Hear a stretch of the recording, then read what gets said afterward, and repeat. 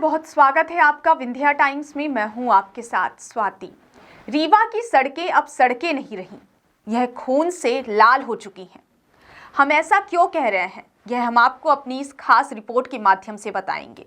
सड़क हादसे और इनमें हो रही लोगों की मौत से कह पाना मुश्किल है कि मध्य प्रदेश में कितने सड़क हादसे हुए हैं और कितनी जानें जा चुकी हैं।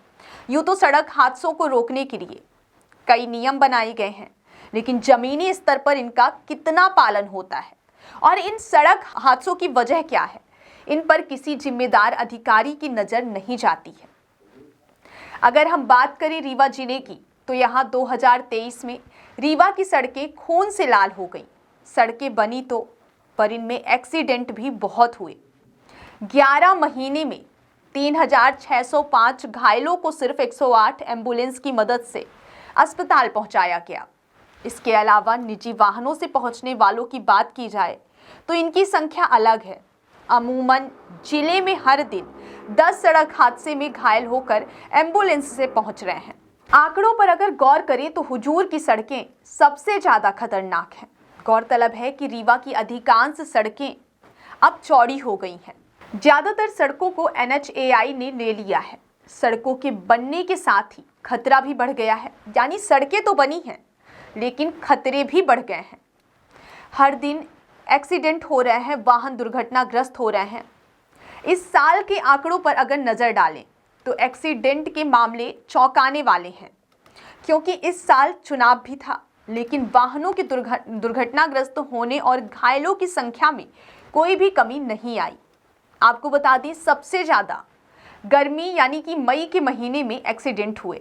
इन हादसों में घायलों को अस्पताल तक पहुंचाने में 108 एम्बुलेंस ने संजीवनी का काम किया है।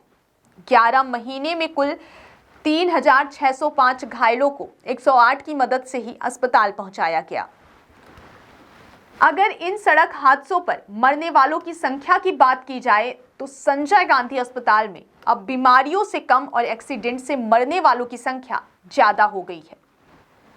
PM के लिए अब औसतन हर दिन 5 से 6 मामले एक्सीडेंट से मरने वालों के पहुंच रहे हैं। इससे स्थिति का अंदाजा लगाया जा सकता है।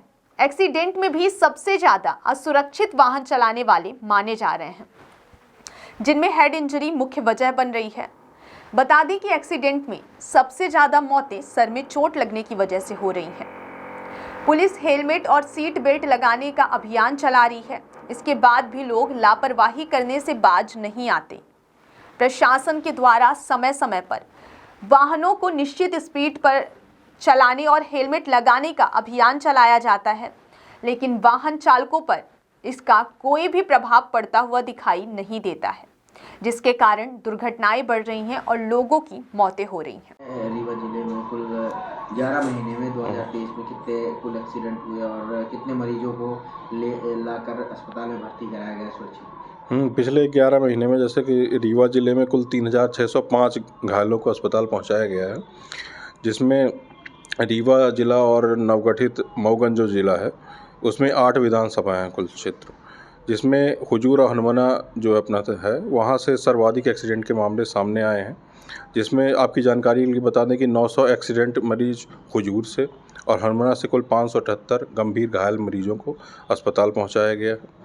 यह 11 महीनों का आंकड़ा है, जो कि हमारी 108 एम्बुलेंस से मध्य प्रदेश शासन द्वारा निःशुल्क चलाई जा रही है। उसमें मैं और मेरे 108 के कर्मचारी ज़िले में तत्परता से लगे हुए हैं और ईमानदारी के साथ उस पर काम कर रहे हैं।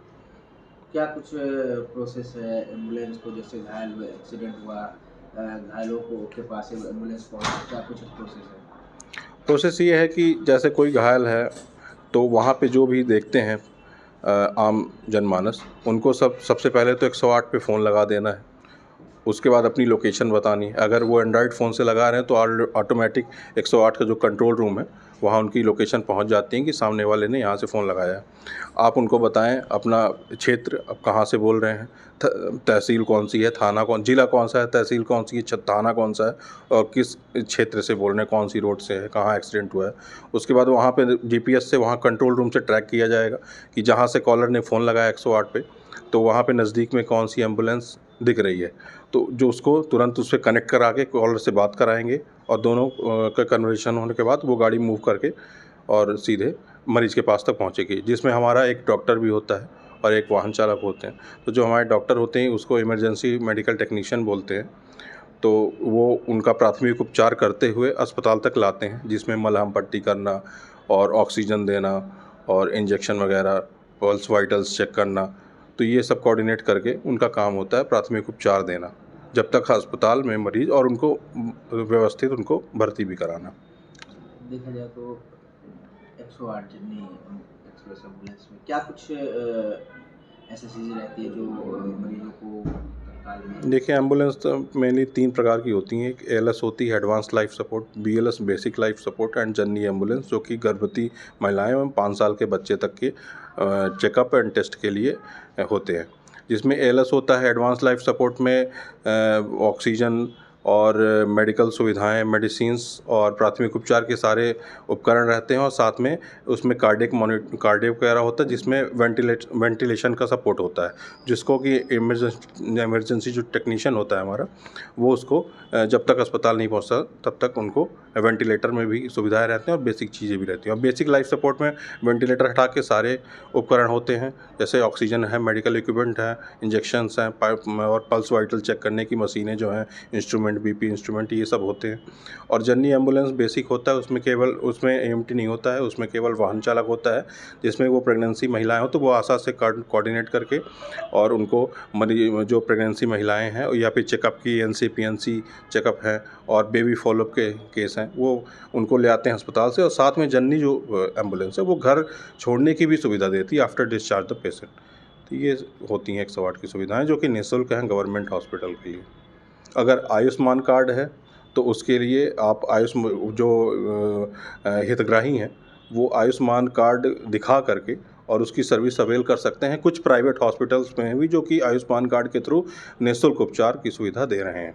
कभी कभी कुछ ऐसी बातें सामने आती है, लोगों का कहना हो जाता है कि 108 या जनरी के जो कर्मचारी हैं, एम्बुलेंस चालक, वो पैसे की मांग करते हैं, तो उनके अगर कुछ ऐसे मामले जो सामने आए तो क्या कुछ कार्रवाई? नहीं, उस पे कार्रवाई हुई पिछले कुछ महीनों में। आप जैसे डाटा निकालेंगे और हम आपको दे भी सकते हैं, कुछ वाहन चालकों का ट्रांसफ़र भी हुआ है अगर उन्होंने ऐसे कुछ कृत्य किए हैं तो।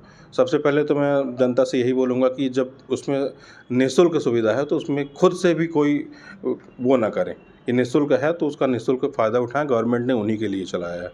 तो उसके बाद अगर कोई पायलट या ईएमटी ऐसा कुछ करता है तो उसकी जानकारी हमें दें, 108 पे कॉल सेंटर पे दे दें डायरेक्ट, तो हम वहाँ से कंप्लेंट आ जाती है हमारे पास, उनको हम ऑफ ड्यूटी करके भोपाल हेड ऑफिस काउंसलिंग के लिए भेजते हैं और जैसा भी रिजल्ट निकलता है तो उनके ऊपर कार्रवाई भी होती है, उनका ट्रांसफ़र किया जाता है, उनके ऊपर एक्शन लिया जाता है। ये चीज़ें होती हैं। क्या नाम है आपका? रोहित सिंह बघेल नाम है मेरा। मैं फ़िलहाल डिस्ट्रिक्ट रीवा देख रहा हूँ 108 डिस्ट्रिक्ट मैनेजर के रूप में।